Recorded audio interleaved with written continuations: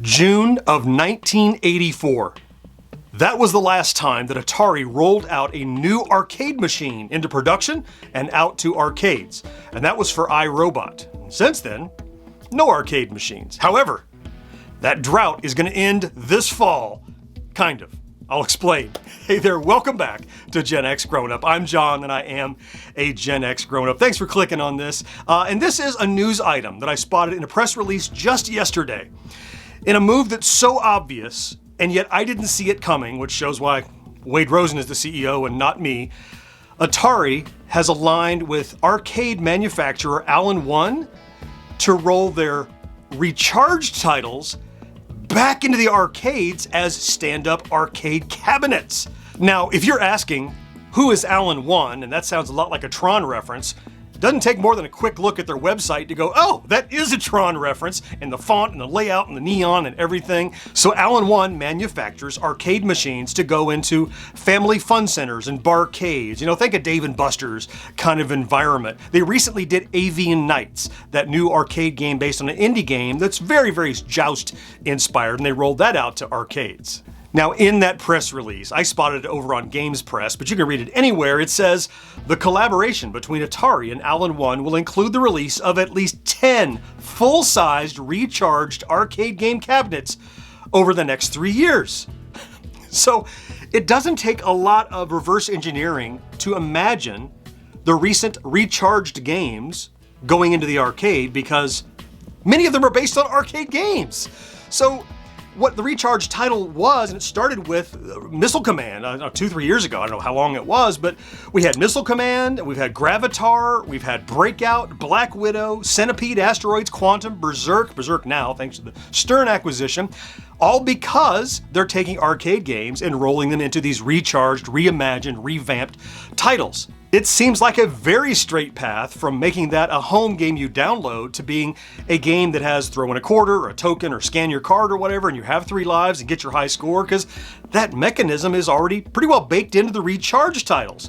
Now, that's only 8 of the 10 recharge titles released to date. We also had Caverns of Mars and Yars recharged, which weren't initially arcade games, but there's no guarantee that the 10 that Atari and Allen One have agreed to are going to be these 10 released. Over the next 3 years, there are liable to be several more based on other arcade machines, so it might not be those, but it could be any 10, theoretically, and probably a lot of these arcade ones. I can see a stand-up Asteroids recharged and a stand-up Centipede, and the Breakout recharge, you kidding? Yeah, of course. Now, there's a lot of technology they're rolling into these modern machines. They're not just throwing a quarter and play. There's pinball stuff like knockers and fans that will blow in your face and rumble motors and stuff like that. They're making an interactive experience. Plus, for better or worse, it also has the potential to do ticket redemption. You know, if I get a high score, then it's going to spit out a bunch of tickets so I can go buy a spider ring in the store or whatever you get. Also, there's some integration with smartphones, with Android and iOS, where if you log in or scan a code or something, I don't know how it works, but effectively, you might get push notifications that say, hey, Joe Schmo beat your high score on Gravatar Recharge down at the local barcade. Come and break that score. Like, you can engage with it as much as you want, probably, but it's interesting, to say the least. And this all makes a lot of sense. I don't know how many articles and quotes and stuff I've read with current CEO Wade Rosen talking about he believes Atari needs to play to its core competencies, which are retro games or retro-inspired games, hence the recharged titles and, you know, Haunted House Reimagined and the things that we've seen recently.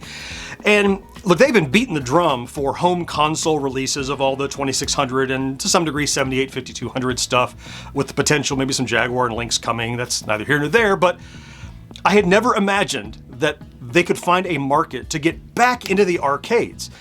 And it's almost like half the work is already done. I bet you nobody was saying, like, let's start this recharged series and eventually we'll roll them back into the arcades. But even if they didn't, discovering it even halfway down the road is, I think, a stroke of genius. There's a market for these upscale ticket redemption arcade games. We have the legacy of Atari in the names of these games, your Breakouts and your Centipedes and Missile Commands and stuff like that. And then you have these new environments where you can play them. You can go down to your local barcade or your family fun center or whatever. And now imagine there's going to be new Atari arcade machines, brand new cabinets that you can play. For once, finally, there's going to be something I can play at Dave & Buster's instead of looking for the the Soul 1981 class reunion thing with Miss Pac-Man and Galaga. It's the only thing I play there usually, because everything else is, drive a car, or, shoot a gun or whatever. It's not the classic adventure kind of single screen kind of games that we enjoy. And this harkens back to that. I think it's just another one of those markers that Atari, especially under the current CEO, they get it. They're doing the things to resurrect this company. I don't know how many times I hear detractors saying, well, Atari is not the company it was 40 years ago. Yeah, and I'm not the person I was 40 years ago. And nothing is the same as it was 40 years ago. And despite changing hands many times, the hands it's currently in, they seem to get it. And bringing Atari arcade games, especially these new reimagined ones that will appeal to adults and kids, I think that's just smart. And I'm looking forward to it. What do you think, though? I mean, is this foolhardy? Is this silly? Or is this a wise use of resources and a great product placement? Let me know down in the comments. I'm definitely going to be following this. I'm super interested. I can't wait. They say Q3 of this year, they're going to start showing up. The first one will. And over the next 3 years, 10 are planned. So, man. Okay, I'm out of breath. Thank you so much for watching this quick video. I'll throw links over my shoulders here and here to some other news articles I've covered recently. I appreciate you checking out this quick video. I can't wait to talk to you again next time. Bye-bye.